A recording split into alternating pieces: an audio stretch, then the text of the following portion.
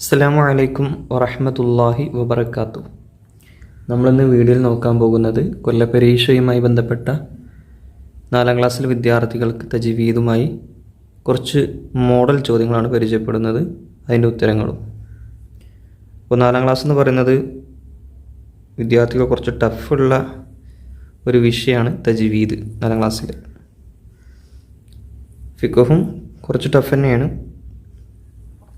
അതുപോലെ അഖീദ, ഇതൊക്കെ കുറച്ച് ടഫുള്ള വിഷയങ്ങൾ തന്നെയാണ്. അപ്പോൾ തജ്വീദിൽ സ്ഥിരമായിട്ട് ചോദിക്കുന്ന ചോദ്യങ്ങൾ ഇൻഷാ അല്ലാഹ് ഒഴിവുണ്ടാകുമ്പോൾ ഞാനൊരു വീഡിയോ ചെയ്യുന്നുണ്ട്. വേണമെന്നുണ്ടെങ്കിൽ ഒന്ന് കമൻറ്റ് ചെയ്യണം കേട്ടോ താഴെ. ഇനി നമുക്ക് നേരെ പ്രവർത്തനം നോക്കാം. യോജിച്ചവ ചേർക്കാം. ബ്രാക്കറ്റിൽ നിന്ന് താഴേക്ക് എഴുതിയെടുക്കുകയാണ് ചെയ്യേണ്ടത്. ഈ 4ാം ക്ലാസ്സിൻ്റെ തജ്വീദിൻ്റെ ക്ലാസ് വേണം എന്നുണ്ടവർ മദ്രസ ഗൈഡ് മലയാളം എന്ന് യൂട്യൂബിൽ അടിച്ചു കൊടുത്തിട്ട് അതിൽ ഈ ചാനൽ തന്നെ ഉണ്ടാവും പ്ലേലിസ്റ്റ്. അത് 4ാം ക്ലാസ് എന്നുള്ളത് കാണാം പ്ലേലിസ്റ്റിൽ. അതിൽ പോയി കഴിഞ്ഞാൽ താഴത്തേക്ക് ഇങ്ങനെ സ്ക്രോൾ ചെയ്ത് പോയാൽ തജ്വീദിൻ്റെ എല്ലാ ചാപ്റ്ററുകളും ഏകദേശം ചാപ്റ്ററുകളൊക്കെ ചെയ്തിട്ടുണ്ട്. ഒന്ന് നോക്കി പഠിച്ച് മനസ്സിലാക്കുക. ഇനി നേരെ നമുക്ക് വീഡിയോയിലേക്ക് പോകാം. ബ്രാക്കറ്റിൽ നിന്ന് എടുത്ത് എഴുതുക. 1. നിയമങ്ങൾ പാലിക്കാതെയുള്ള ഖുർആൻ പാരായണം. നിയമം പാലിക്കാതെയുള്ള ഖുർആൻ പാരായണം കുറ്റകരമാണ്. ഇവർ ചിലപ്പോൾ പൂരിപ്പിക്കാനും വരും കേട്ടോ. ഇത് എടുത്ത് എഴുതാനാണ്. ഇതേപോലെ തന്നെ പൂരിപ്പിക്കാനും വരും. 2. ഖുർആൻ ഓതുന്ന സ്ഥലം ഡാഷ് അനുഗ്രഹീതമാണ്. 3. സുക്കൂനുള്ള മീമിൻ്റെ ശേഷം ബാ വന്നാൽ മീമിനെ മറച്ച് മണിച്ച് ഉച്ചരിക്കണം. അത് ബ്രാക്കറ്റിലുണ്ടാവും. 4.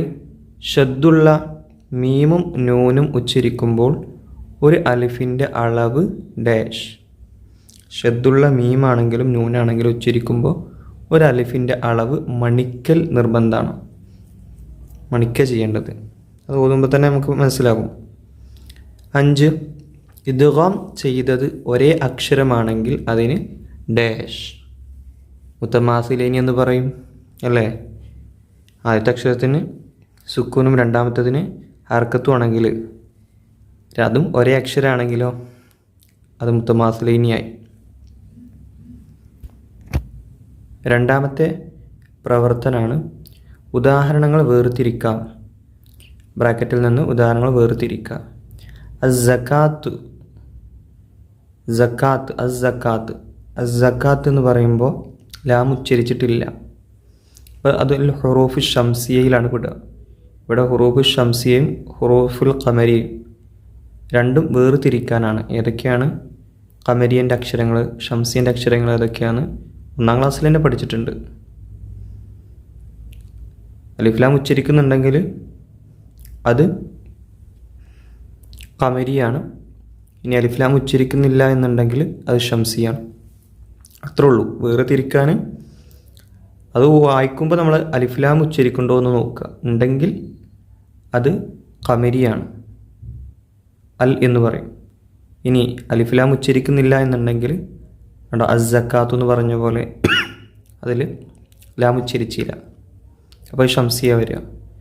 അസ്സലാമു അതും ഷംസിയാണ്.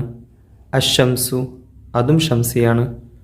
അൽ വദൂദു അവിടെ അൽ ഉച്ചരിച്ചിട്ടുണ്ട്, സുക്കും കൊടുത്തിട്ടുണ്ടല്ലേ ലാമിന്, അപ്പം അത് ഹുറൂഫുൽ ഖമരിയിലാണ് എഴുതുക. അൽ ഹാദി അതും ഖമരിയാണ്. അൽ ഖാഹിറു ഖമരിയാണ്. അർ റഹ്മാനു അതാണ് ഷംസിയ. പിന്നെ അൽ ഫത്താഹു അത് ഖമരിയാണ്, അലിഫ് ലാം ഉച്ചരിച്ചു. ഇനി അടുത്ത പ്രവർത്തനമാണ് 2 വീതം എഴുതാം. ഇവിടെ ഒന്നാമത് കൊടുത്തിട്ടുള്ളത് റായിനെ തർക്കീക്കാക്കുന്ന സ്ഥലങ്ങൾ. റായിനെ തർക്കീക്കാക്കുന്ന സ്ഥലങ്ങൾ 4ആണെന്ന് തോന്നുന്നു. ആ 4 സ്ഥലവും നിർബന്ധമായും പഠിക്കുക. കാരണം ചിലപ്പോൾ ഇതുപോലെ ഒരു ഉദാഹരണം തരും, അതല്ലെങ്കിൽ അതിൻ്റെ കാരണം തരും, എന്നിട്ട് ഉദാഹരണം എഴുതാൻ പറയും ഖുർആനിൽ നിന്ന്. അതല്ലെങ്കിൽ ഉദാഹരണം തരും, എന്നിട്ട് അതിൻ്റെ കാരണം എഴുതാൻ വരും. പല രൂപത്തിൽ വരാം.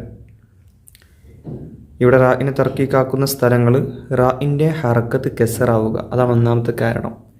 രണ്ടാമത്തേത് റായിന് സുക്കൂനും റായിൻ്റെ മുമ്പ് അസിലിയായ കെസർ വരികയും റായിൻ്റെ ശേഷം ഇസ്തിലാഹിൻ്റെ അക്ഷരം വരാതിരിക്കുകയും ചെയ്യുക, അതാണ് 2. 3 സുക്കൂനുള്ള റായിൻ്റെ മുമ്പ് സുക്കൂനായ യാ വരിക. 4 സുക്കൂനുള്ള റായിൻ്റെ മുമ്പ് യാ അല്ലാത്ത സുക്കൂനുള്ള അക്ഷരം വരികയും അതിൻ്റെ മുമ്പ് കെസറാവുക. അത് ഉദാഹരണ സഹിതം പഠിച്ചു വെച്ചാൽ ഒരു പ്രശ്നമല്ല, അത് നോക്കിയിട്ട് നിങ്ങൾക്ക് പറയാം, സിമ്പിളായിട്ട് പഠിക്കാവുന്നതേ ഉള്ളൂ. 2 റായിന് തഫ്ഹീമാക്കുന്ന സ്ഥലങ്ങൾ, ഇതും അതുപോലെ തന്നെയാണ് ഏകദേശം. റായിന് സുക്കൂൻ, റായിൻ്റെ ഹർക്കത്ത് ഫത്തുഹോ ലമ്മ ആവുക, അതാണ് 1. 2 റായിന് സുക്കൂൻ, റായിൻ്റെ മുമ്പ് ഹറഫിന് ഫത്തുഹോ ലമ്മ ആവുക. 3 റായിന് സുക്കൂനും മുമ്പ് ഹറഫിന് കസറ ആരിലും ആവുക. ഇതേപോലെ ബാക്കിയുള്ളതൊക്കെ മനസ്സിലാക്കി വെക്കണം. ഇത് ഇമ്പോർട്ടൻ്റ് ക്വസ്റ്റ്യനാണ്. റായിനെ തഫ്ഹീമാക്കുന്ന സ്ഥലവും റായിനെ തർക്കീക്കാക്കുന്ന സ്ഥലവും ഈ 2 വീതം പഠിക്കൽ നിർബന്ധമാണ്. അതെല്ലാ പരീക്ഷകളും അധികം ചോദിക്കാറുണ്ട്. ഇനി അടുത്ത പ്രവർത്തനം പൂർത്തിയാക്കാം എന്നുള്ളതാണ്. 1 അലിഫ് വാവ് യാ മദ്ദിൻ്റെ ഡാഷ്. അലിഫ് വാവ് യാ മദ്ദിൻ്റെ എന്താണ്? ഹർഫുകളാണ്. 2 ഇതൊക്കെ വളരെ ഇമ്പോർട്ടൻ്റ് ആയ ക്വസ്റ്റ്യൻ ആണ്. അതിൽ അള്ളാഹു എന്ന ജലാലത്തിൻ്റെ ഇസ്മിലുള്ള ലാമിൻ്റെ മുമ്പുള്ള ഹർക്കത്ത് കസറാണെങ്കിൽ ഡാഷ്, ലാമിനെ തർക്കീക്കാക്കും. 3 അള്ളാഹു എന്ന ജലാലത്തിൻ്റെ ഇസ്മിലുള്ള ലാമിൻ്റെ മുമ്പുള്ള ഹർക്കത്ത് ഫത്തുഹോ ലമ്മോ ആണെങ്കിൽ തഫ്ഹീമാക്കും. ഈ 2 വരി ഉണ്ടല്ലോ, ഇപ്പോൾ തന്ന 2 വരി, ആ 2 വരിക്ക് വേണ്ടിയിട്ടാണ് ഒരു പാടുള്ളത്. ലാമിൽ ജലാലത്ത് എന്നുള്ള പാടുണ്ടല്ലോ, ആ പാഠം ഈ 2 വരിയാണ്. അതിലുള്ള ആശയം ഇത്രേ ഉള്ളൂ. അള്ളാഹ് എന്ന ഇസ്മിൻ്റെ മുമ്പ് കെസറാണെങ്കിൽ, അക്ഷരത്തിന് കെസറാണെങ്കിൽ അവിടെ എന്താണ്? ലാമിനെ തെർക്കീക്കാക്കി ഓതുക. ഇനി അള്ളാഹ് എന്ന വാക്കിന് മുമ്പ് ഫത്തുഹോ ലമ്മോ ആണെങ്കിൽ അവിടെ തഫ്ഹീമാക്കിയിട്ട് അള്ളാഹ് എന്ന ഓതുക. ഏതുപോലെ അൽഹംദു ലില്ലാഹി, കണ്ടോ? ലാമിന് കസറാണ്, അൽഹംദു ലില്ലാഹി. ഇതേപോലെ മുമ്പ് കസറാണെങ്കിൽ അവിടെ അള്ളാഹി എന്ന് പറയില്ല, ലാഹി എന്ന് പറയുള്ളൂ. തഹ്ഖീഖാക്കിയിട്ടാണ് അവിടെ പാരായണം ചെയ്യുക. 4 ഏകാര സ്വരത്തിൽ ഉച്ചരിക്കലാണ് ഡാഷ്. ഏകാര സ്വരത്തിൽ ഉച്ചരിക്കുന്നതിനാണ് നമ്മളെന്ത് പറയാം? ഇമാലത്ത് എന്ന് പറയാം. ഇനി അടുത്ത പ്രവർത്തനമാണ് കേട്ടോ, വ്യക്തമാക്കാം. നിങ്ങൾ നിർബന്ധമായും പഠിക്കേണ്ട 4-5 ക്വസ്റ്റ്യൻ ഇതിലാണ് പറയുന്നുണ്ട്. ഹർഫുൽ ലീൻ എന്നാൽ എന്ത്? വാവിനും യാഇനും സുക്കൂനും മുമ്പുള്ള അക്ഷരത്തിന് ഫത്തുഹുമാണെങ്കിൽ ആ വാവിനും യാഇനും ഹർഫുൽ ലീൻ എന്ന് പറയും. 2 ലാസിം കലിമീയ് മുഖഫഫ്. എന്താണ് ലാസിം കലിമീയ് മുഖഫഫ്? അതും ഇമ്പോർട്ടൻ്റ് ആണ്. മദ്ദക്ഷരത്തിന് ശേഷം അതേ കലിമത്തിൽ സ്ഥിരമായ സുക്കൂൻ ഉണ്ടെങ്കിൽ അതിനാണ് ലാസിം കലിമിയും മുഖഫഫ് എന്ന് പറയാം. ആ ലാസിം കലിമിയും ലാസിം ഹറഫിയും ഒക്കെ ഉണ്ട്, ആ 4 അത് മനസ്സിലാക്കി വെക്കുക. 3 മദ്ദക്ഷരം മദ് അസ്ലി. എന്താണ് മദ് അസ്ലി? ഇത് മദ്ദിയായ അക്ഷരത്തെ ഉച്ചാരണത്തിൽ കൊണ്ടുവരാൻ ആവശ്യമായ നീട്ടലിനാണ് മദ് അസ്ലി എന്ന് പറയാം. 4 മദ് ഫർഈ. മദ് ഫർഈ എന്ന് പറഞ്ഞാൽ മദ്ദിയായ അക്ഷരത്തിന് ശേഷം ഹംസയോ സുക്കൂനോ വന്നാൽ കൂടുതൽ നീട്ടണം. ഇതിനാണ് മദ് ഫർഈ എന്ന് പറയുന്നത്. അടുത്ത പ്രവർത്തനം ഉത്തരം എഴുതാം. 1 മുത്തസിലായ മദ്ദിനെ എത്ര ഹർക്കത്ത് വരെ നീട്ടണം? മുത്തസിലായ മദ്ദിനെ 7 ഹർക്കത്ത് വരെ നീട്ടാം. 2 ഒറ്റക്ഷരം കൊണ്ട് തുടങ്ങിയ 2 സൂറത്തിൻ്റെ പേര് എഴുതാം, ഒറ്റ അക്ഷരം. നൂൻ, സ്വാദ്, ഖാഫ് ഇതൊക്കെ അതിൽ പെട്ടതാണ്, ഒറ്റ അക്ഷരം കൊണ്ട് തുടങ്ങുന്നത്. 3 റാഇൻ്റെ മഖറജ് ഏതാണ്? റാഇൻ്റെ മഖറജ് ഏതാ?